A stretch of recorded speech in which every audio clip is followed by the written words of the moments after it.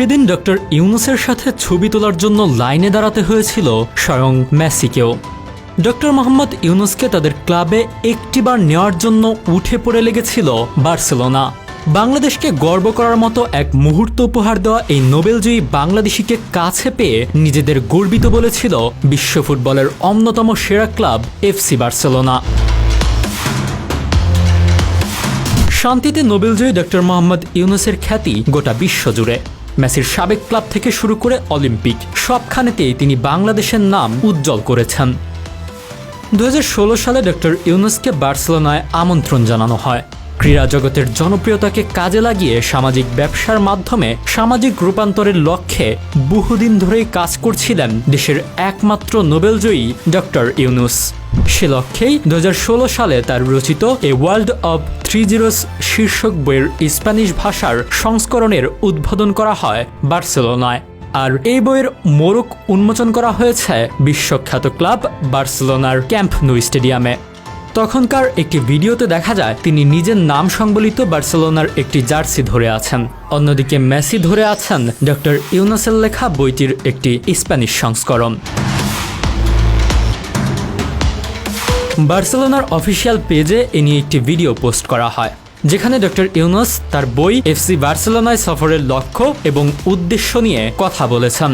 তিনি সেখানে বলেন, বাংলাদেশের প্রায় সবাই বার্সাকে ভালোবাসে, আমিও সেই সম্প্রদায়ের একটি অংশ। বাংলাদেশের লাখো কোটি তরুণ বার্সাকে পছন্দ করে। মূলত আমি তাদের মুখপাত্র হয়েই এখানে এসেছি। আমি যে এখানে এসেছি এজন্যই এখন আমি তাদের কাছে নায়ক হয়ে গেছি। হয়তো তারা সবাই বার্সার খেলা উপভোগ করে, ক্লাবের খেলোয়াড়দের ভালোবাসে এবং তাদের নিজেদের নায়ক বলে মনে করে। স্পেন যাওয়ার ঠিক একদিন আগেই জার্মানির বার্লিনে গিয়েছিলেন গ্রামীণ ব্যাংকের প্রতিষ্ঠাতা ইউনুস। উল্লেখ্য, FC Barcelona foundation Barcelona social city উদ্যোগের অন্যতম অংশীদার ছিল। ডক্টর ইউনুস তাদের জানান, হাজার হাজার কিলোমিটার দূরের এই ক্লাবটিকে বাংলাদেশের মানুষ কতটা ভালোবাসে। তবে ইউনুস স্বীকার করেছেন, বার্সার বেশিরভাগ খেলোয়াড়ের নাম তিনি জানেন না। 2006 সালে শান্তিতে নোবেল জেতা ক্ষুদ্র ঋণের জনককে স্বাগত জানাতে উপস্থিত ছিলেন বার্সার সহসভাপতি জর্ডি কার্দোনার, ক্লাব পরিচালক ডিডাক লি এবং এফসি বার্সেলোনা ফাউন্ডেশনের পৃষ্ঠপোষক রেমন গারিগা। কার্দোনার বলেছেন, অধ্যাপক ইউনুসের মতো একজন মানুষকে পেয়ে আমরা সম্মানিত বোধ করছি, যিনি মানবতা ও সমাজের প্রয়োজনে এত কিছু করেছেন। আমাদের মতো ক্লাবের ব্যাপারে তিনি যে আগ্রহ দেখিয়েছেন এটা আমাদের জন্য গর্বের।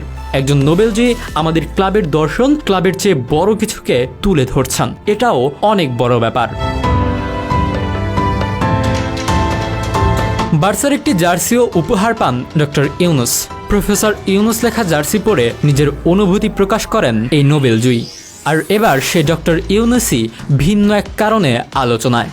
সাবেক প্রধানমন্ত্রী শেখ হাসিনার পদত্যাগের পর অন্তর্বর্তীকালীন সরকারের প্রধান উপদেষ্টা হিসেবে তাকে চায় বৈষম্য বিরোধী ছাত্র আন্দোলন।